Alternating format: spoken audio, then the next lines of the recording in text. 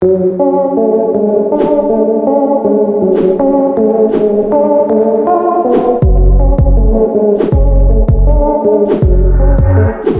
ನಕ್ಷತ್ರಗಳು ಮಾನವ ಜೀವನದಲ್ಲಿ ವಿಶೇಷ ಪ್ರಾಮುಖ್ಯತೆಯನ್ನು ಹೊಂದಿವೆ.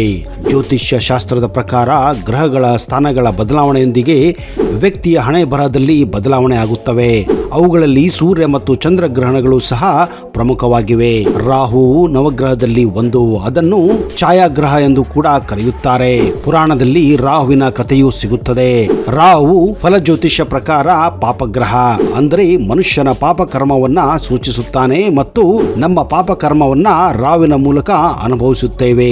ಸೂರ್ಯ ಮತ್ತು ಚಂದ್ರರ ಕಕ್ಷೆಗಳು ಸೇರುವ ಸ್ಥಳವನ್ನ ರಾಹು ಮತ್ತು ಕೇತು ಎಂಬುದಾಗಿ ಕರೆಯುತ್ತಾರೆ. ಇವರಿಬ್ಬರು ಚಂದ್ರ ಮತ್ತು ಸೂರ್ಯಗ್ರಹಣಕ್ಕೆ ಕಾರಣರಾಗುತ್ತಾರೆ. ಹಿಂದೂ ಧರ್ಮದಲ್ಲಿ ಚಂದ್ರಗ್ರಹಣ ಮತ್ತು ಸೂರ್ಯಗ್ರಹಣಕ್ಕೆ ವಿಶೇಷ ಮಹತ್ವವಿದೆ. ಕೆಲವೊಮ್ಮೆ ಚಂದ್ರಗ್ರಹಣವನ್ನು ಜ್ಯೋತಿಷ್ಯ ಶಾಸ್ತ್ರದಲ್ಲಿ ಅಶುಭವೆಂದು ಕರೆಯಲಾಗುತ್ತದೆ. ಇದು ಖಂಡಿತವಾಗಿಯೂ ರಾಶಿ ಚಕ್ರ ಚಿಹ್ನೆಗಳ ಮೇಲೆ ಒಂದಲ್ಲ ಒಂದು ರೀತಿಯ ಪರಿಣಾಮ ಬೀರುತ್ತದೆ. ಅದರ ಜೊತೆಗೆ ಈ ಸಮಯದಲ್ಲಿ ಇಂತಹ ರಾಶಿ ಹೊಂದಿದವರು ಸ್ವಲ್ಪ ಜಾಗರೂಕತೆ ವಹಿಸಬೇಕಾಗುತ್ತದೆ. ಏಕೆಂದರೆ ಗ್ರಹಣದ ಸಮಯದಲ್ಲಿ ಪರಿಸರದಲ್ಲಿ ನಕಾರಾತ್ಮಕ ಶಕ್ತಿಯ ಪ್ರಭಾವ ಹೆಚ್ಚಿರುವುದರಿಂದ ಇದು ಗರ್ಭಿಣಿಯರಿಗೆ ಮತ್ತು ಗರ್ಭದಲ್ಲಿರುವ ಮಗುವಿನ ಮೇಲೂ ಕೂಡ ಪರಿಣಾಮ ಬೀರುತ್ತದೆ. ಅಷ್ಟೇ ಅಲ್ಲ, ಸಾಮಾನ್ಯ ಮನುಷ್ಯನ ಮೇಲೂ ಕೂಡ ಅತಿಯಾದ ಪರಿಣಾಮಗಳು ಬೀಳುವ ಸಾಧ್ಯತೆಗಳು ಇರುತ್ತದೆ. ಆದ್ದರಿಂದ ಚಂದ್ರಗ್ರಹಣ ಆಗಲಿ ಸೂರ್ಯಗ್ರಹಣದ ಸಮಯದಲ್ಲಿ ಕೆಲವು ನಿಯಮಗಳನ್ನ ಪಾಲಿಸುವುದು ಬಹಳ ಮುಖ್ಯವಾಗಿದೆ. ಈ ಗ್ರಹಣದ ಸಮಯದಲ್ಲಿ ಎಲ್ಲಾ 12 ರಾಶಿ ಚಿಹ್ನೆಗಳ ಮೇಲೆ ಯಾವ ರೀತಿ ಪರಿಣಾಮ ಬೀರುತ್ತದೆ ಎನ್ನುವುದನ್ನ ತಿಳಿದುಕೊಳ್ಳುವುದು ತುಂಬಾನೇ ಮುಖ್ಯ.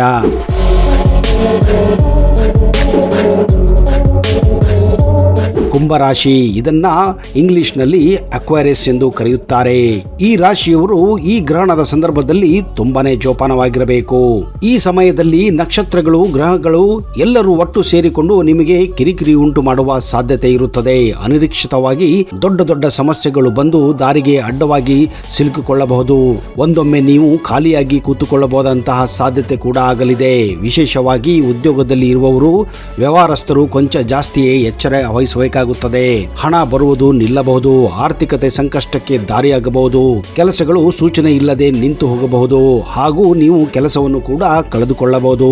ಅದಕ್ಕಿಂತ ಹೆಚ್ಚಾಗಿ ನೀವು ಆರೋಗ್ಯದ ಕಡೆ ಹೆಚ್ಚಿನ ಗಮನ ವಹಿಸಬೇಕಾಗುತ್ತದೆ. ಸ್ವಲ್ಪ ಏರುಪೇರು ಕೂಡ ಕಷ್ಟ ಕೊಡುತ್ತದೆ.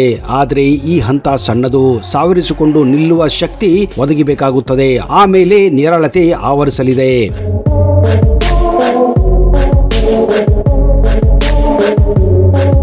ಮಿಥುನ ರಾಶಿ, ಇದನ್ನ ಇಂಗ್ಲಿಷ್ನಲ್ಲಿ ಜೇಮಿನಿ ಎಂದು ಕರೆಯುತ್ತಾರೆ. ಮಿಥುನ ರಾಶಿಯ ಮೇಲೆ ಗ್ರಹಣದ ಪ್ರಭಾವ ನಕಾರಾತ್ಮಕವಾಗಿದೆ.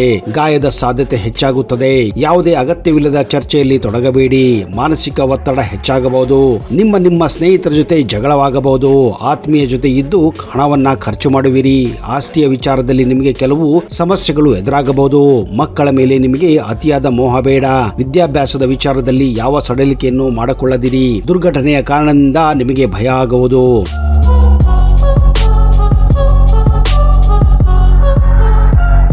ಸಿಂಹರಾಶಿ, ಲಿಯೋ, ಈ ಗ್ರಹಣದಿಂದ ಶನಿಯ ಕಾಟ ನಿಮ್ಮ ರಾಶಿಯ ಮೇಲೆ ಹೆಚ್ಚಾಗಲಿದೆ.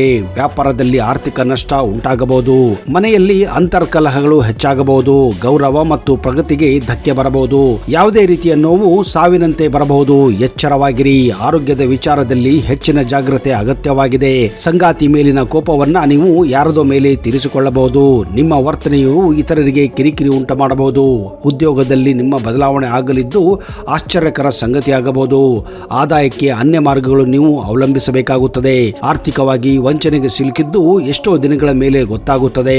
ಯಾರಾದರೂ ಸಂಬಂಧದ ನಡುವೆ ಹುಳಿ ಹಿಂಡುವ ಕೆಲಸಕ್ಕೆ ಬರಬಹುದು. ಪ್ರಚಾರವನ್ನು ಪಡೆಯುವ ಮನಸ್ಸು ಬರಬಹುದು.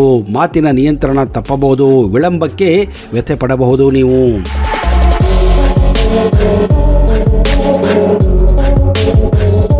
ವೃಶ್ಚಿಕ ರಾಶಿ, ಸ್ಕಾರ್ಪಿಯೋ, ಈ ಗ್ರಹಣವು ವೃಶ್ಚಿಕ ರಾಶಿಯ ಮೇಲೆ ದುಷ್ಟ ಪರಿಣಾಮ ಬೀರಲಿದೆ. ಕೆಲವು ರೀತಿಯ ದುಃಖ ಬರಬಹುದು. ಕೆಲಸ ಪೂರ್ತಿಗೊಳ್ಳದ ಕಾರಣ ನೀವು ಚಿಂತಿತರಾಗಬಹುದು. ಮನೆಯಲ್ಲಿ ಹೆಚ್ಚು ಖರ್ಚುಗಳಾಗಬಹುದು. ನಿಮ್ಮ ಸಂಗಾತಿಯೊಂದಿಗೆ ಕೆಲವು ವಿಷಯಗಳ ಬಗ್ಗೆ ವಿವಾದ ಉಂಟಾಗಬಹುದು. ಹೆಚ್ಚು ಚರ್ಚೆಗೆ ಒಳಗಾಗಬೇಡಿ. ಗ್ರಹಣದ ದಿನ ನಿಮ್ಮ ಮನಸ್ಸನ್ನ ಶಾಂತವಾಗಿ ಇಡಲು ಪ್ರಯತ್ನ ಪಡಿ.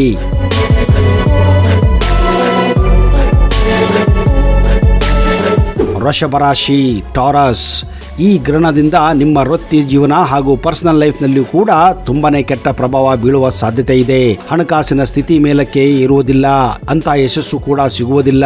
ಜೀರ್ಣಕ್ರಿಯೆಗೆ ಸಂಬಂಧಿಸಿದ ಆರೋಗ್ಯ ಸಮಸ್ಯೆಯು ಎದುರಾಗಬಹುದು. ಆಧ್ಯಾತ್ಮಿಕ ವಿಚಾರಗಳ ಕಡೆ ಹೆಚ್ಚು ಮನಸ್ಸು ಹೋಗಲಿದೆ. ಆದ್ರೆ ಅತಿಯಾದ ಧಾರ್ಮಿಕತೆಯು ಪ್ರತಿಕೂಲ ಪರಿಣಾಮ ಉಂಟು ಮಾಡಬಹುದು. ಆರೋಗ್ಯ ಕುರಿತು ಹೆಚ್ಚು ಜಾಗೃತವಾಗುವುದು ಅವಶ್ಯ. ದಾಂಪತ್ಯ ಜೀವನದಲ್ಲಿ ಕಿರಿಕಿರಿ ಉಂಟಾಗಬಹುದು. ಹಣಕಾಸು ವಿಚಾರದಲ್ಲಿ ಪಾಲುದಾರರೊಂದಿಗೆ ವಾದ ವಿವಾದಗಳು ಜರಗಬಹುದು. ಸಂಬಂಧದಲ್ಲಿ ಬಿಸಿ ಹೆಚ್ಚಬಹುದು. ತಾಳ್ಮೆ ಹಾಗೂ ಎಚ್ಚರ ಅವಶ್ಯ ಇರಬೇಕಾದ ಸಂದರ್ಭ ಇದಾಗಿದೆ.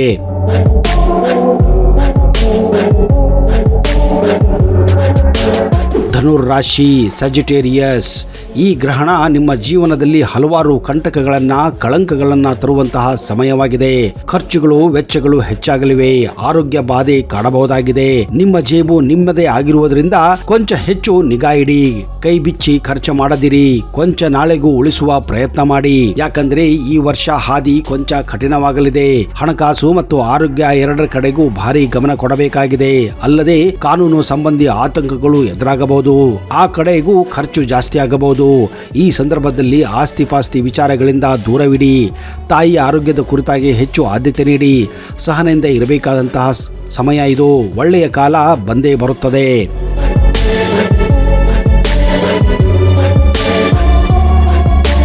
ಮೀನು ರಾಶಿ, ಪೈಸಿಸ್. ಈ ಗ್ರಹಣ ನಿಮಗೆ ಜೀವನದಲ್ಲಿ ಆಲಸ್ಯವನ್ನ ತರಲಿದೆ. ನೀವು ಜಾಗರೂಕರಾಗಿ ಇರಬೇಕು. ನಿಮ್ಮಲ್ಲಿ ಆಲಸ್ಯದ ಭಾವನೆ ಹೆಚ್ಚಾಗಲಿದೆ. ಆದ್ದರಿಂದ ಕೆಲಸಗಳನ್ನೆಲ್ಲ ಮುಂದೂಡಲಿದ್ದೀರಿ. ಇಂದು ಬೇಡ ನಾಳೆ ಮಾಡೋಣ ಅಂದುಕೊಳ್ಳುತ್ತೀರಿ.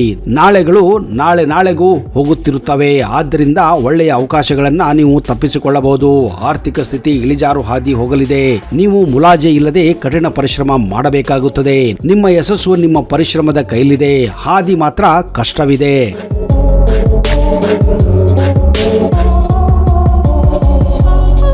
ತುಲಾ ರಾಶಿ, ಲಿಬ್ರಾ. ಈ ಗ್ರಹಣ ನಿಮಗೆ ಅಷ್ಟೇನು ಶುಭಕಾರಿಯಾಗಿಲ್ಲ. ನಿಮ್ಮ ಎಲ್ಲಾ ಚಟುವಟಿಕೆಗಳನ್ನ ಹತೋಟಿಯಲ್ಲಿ ಇಡಬೇಕಾದಂತಹ ಸಂದರ್ಭ ಇದು. ಸ್ವಲ್ಪ ಜಾಸ್ತಿ ಎಚ್ಚರದಿಂದ ಇರಬೇಕು. ಏಳಿಗೆಗಾಗಿ ಕೊಂಚ ಜಾಸ್ತಿ ಪ್ರಯತ್ನ ಪಡಬೇಕು. ಒಡ ಹುಟ್ಟಿದವರೊಂದಿಗೆ ಮಾತನಾಡುವಾಗ ಸಹನೆ ಇರಲಿ.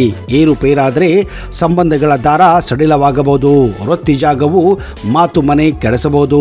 ಅನಗತ್ಯ ಮಾತುಗಳಿಂದ ಮುಖ ಕೊಟ್ಟು ಮಾತನಾಡದಂತಹ ಸ್ಥಿತಿ ಬರಬಹುದಾಗಿದೆ. ಹೀಗಾಗಿ ಅನಗತ್ಯ ಚರ್ಚೆಗಳಿಂದ ದೂರ ಇರುವುದು ಒಳ್ಳೆಯದು. ಬಿಸಿ ಬಿಸಿ ಸಂವಾದಕ್ಕೆ ಆಹಾರವಾಗದಂತೆ ನೋಡಿಕೊಳ್ಳಿ. ಸಾಲ ಸಮಸ್ಯೆಗಳಿಂದ ಸಂಕಟ ಉಂಟಾಗಲಿದೆ. ಖರ್ಚು ವೆಚ್ಚದ ಕುರಿತು ನಿಗಾ ವಹಿಸಬೇಕಾಗುತ್ತದೆ. ಹೊಸ ಸಾಲಕ್ಕೆ ಮರಳಾಗುವ ಸಾಧ್ಯತೆ ಇದೆ. ಆದರೆ ಈ ಕುರಿತು ಆಲೋಚನೆ ಬಿಟ್ಟು ಬಿಡುವುದು ಲೇಸು. ಹಣಕಾಸಿನ ಸ್ಥಿತಿ ಕಾಟ ಕೊಡಲಿದೆ.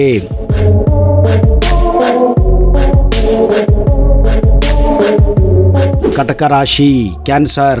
ಈ ಗ್ರಹಣ ಸಂಚಾರ ನಿಮ್ಮ ಆರ್ಥಿಕ ಪರಿಸ್ಥಿತಿ ಮೇಲೆ ಪರಿಣಾಮ ಬೀರಲಿದೆ. ವ್ಯಾಪಾರ ವ್ಯವಹಾರದಲ್ಲಿ ಘರ್ಷಣೆ ಕಾರಣವಾಗಬಹುದು. ಕುಟುಂಬ ಜೀವನದಲ್ಲಿ ಪ್ರಕ್ಷುಬ್ಧತೆಯನ್ನ ಅನುಭವಿಸಬಹುದು. ಮನೆಯ ವಿಷಯಗಳು ನಿಮಗೆ ತಲೆನೋವಾಗುತ್ತವೆ. ನಿಮ್ಮನ್ನು ನಂಬಿದವರು ನಿಮಗೆ ಮೋಸ ಮಾಡಲಿದ್ದಾರೆ. ನಿಮ್ಮ ಕೌಟುಂಬಿಕ ವ್ಯವಹಾರದಲ್ಲಿ ಒತ್ತಡಕ್ಕೆ ಒಳಗಾಗಬಹುದು.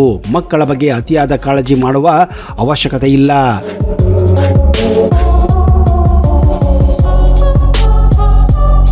ಕನ್ಯಾ ರಾಶಿ, ವರ್ಗೋ. ಮನೆಯ ಕೆಲಸದಲ್ಲಿ ನಿರುತ್ಸಾಹ ಇರುತ್ತದೆ. ನಿಮ್ಮನ್ನು ಸ್ನೇಹಿತರು ವಿಡಂಬನೆ ಮಾಡುವವರು. ಮನಸ್ಸನ್ನು ನಿಯಂತ್ರಿಸಲು ದುಷ್ಟ ಚಟಕ್ಕೆ ಬೀಳುತ್ತೀರಾ. ಮನೆಯಲ್ಲಿ ನೆಮ್ಮದಿಯ ವಾತಾವರಣ ಹಾಳಾಗಬಹುದು.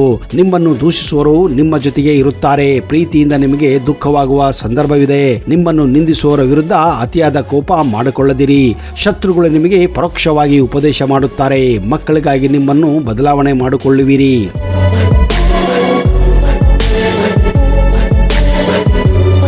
ಮಕರ ರಾಶಿ, ಕ್ಯಾಪ್ರಿಕಾನ್. ಈ ಗ್ರಹಣದಿಂದ ನಿಮ್ಮ ಮಾನಸಿಕ ಸ್ಥಿತಿ ಹದಗೆಡಬಹುದು. ಬಂಧು ಬಾಂಧವರ ನಡುವೆ, ಸ್ನೇಹಿತರ ನಡುವೆ ಹಲವಾರು ರೀತಿಯ ಜಗಳಗಳು ಆಗುವ ಸಂಭವವಿರುತ್ತದೆ. ಮದುವೆಯನ್ನು ಮಾಡಿಕೊಳ್ಳುವುದು ಒಳ್ಳೆಯ ಸಮಯವಲ್ಲ. ಕನಿಷ್ಠ ಪಕ್ಷ 3 ತಿಂಗಳು ಮದುವೆ ಇಂತಹ ಕಾರ್ಯಗಳಿಂದ ದೂರ ಇರುವುದು ಒಳ್ಳೆಯದು. ನೀವೇನಾದರೂ ಬೇರೆಯವರಿಗೆ ಸಾಲ ಕೊಟ್ಟಿದ್ದರೆ ಆ ಸಾಲದ ಹಣ ವಾಪಸ್ಸು ಬರುವುದಿಲ್ಲ. ಇದೇ ಕಾರಣ ಈ ಸಮಯದಲ್ಲಿ ಯಾರಿಗೂ ಕೂಡ ಹಣವನ್ನ ಕೊಡಬೇಡಿ. ಪ್ರೀತಿ ಪ್ರೇಮ ವಿಚಾರದಲ್ಲಿ ಇದು ಸೂಕ್ತ ಸಮಯವಲ್ಲ. ನಂಬಿದವರು ಮೋಸ ಮಾಡುವುದು ಖಾತ್ರಿ. ಮನಸ್ಸಿಗೆ ನೆಮ್ಮದಿ ಸಿಗುವ ಜಾಗಕ್ಕೆ ಹೋಗಿ. ಅಪರಿಚಿತರ ಮುಂದೆ ಅಸಭ್ಯವಾಗಿ ವರ್ತನೆ ಮಾಡುವುದು ಬೇಡ.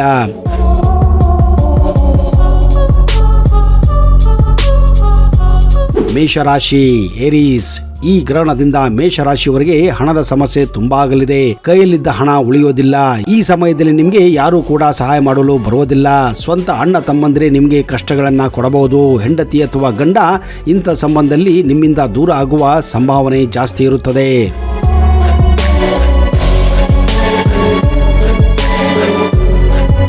ಸ್ನೇಹಿತರೆ, ಇವೆಲ್ಲವೂ ಜ್ಯೋತಿಷ್ಯ ಶಾಸ್ತ್ರದಲ್ಲಿ ಬರೆದಂತಹ ಕೆಲವೊಂದು ವಿಷಯಗಳಾಗಿವೆ. ಆದರೆ ಇದನ್ನ ನಂಬುವುದು ಬಿಡುವುದು ನಿಮ್ಮ ವಿವೇಚನೆಗೆ ಬಿಟ್ಟಿದ್ದು, ನಿಮ್ಮ ತರ್ಕಕ್ಕೆ ಬಿಟ್ಟಿದ್ದು. ಆದ್ದರಿಂದ ವಿಮರ್ಶೆ ಮಾಡಿ ಇಂತಹ ವಿಷಯಗಳನ್ನ ನಂಬಿ ಹಾಗೂ ಜೀವನದಲ್ಲಿ ಮುಂದುವರಿಯಿರಿ. ಎಲ್ಲದಕ್ಕೂ ನಮ್ಮ ಜ್ಯೋತಿಷ್ಯಕ್ಕಿಂತ ನಮ್ಮ ಹಣೆ ಬರ ತುಂಬಾನೇ ಮುಖ್ಯವಾಗಿದೆ ಹಾಗೂ ನಮ್ಮ ಪ್ರಯತ್ನಗಳು ತುಂಬಾನೇ ಮುಖ್ಯವಾಗಿವೆ.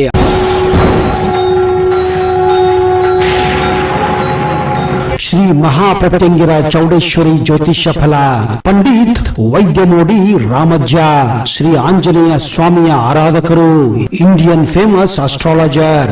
Get 100% solution to all your problems. Shri Pratyangira ದೇವಿಯನ್ನ ವಶಪಡಿಸಿಕೊಂಡಿರುವ ಏಕೈಕ ಜ್ಯೋತಿಷ್ಯರು ಪಂಡಿತ್ ರಾಮಜ್ಜನವರು.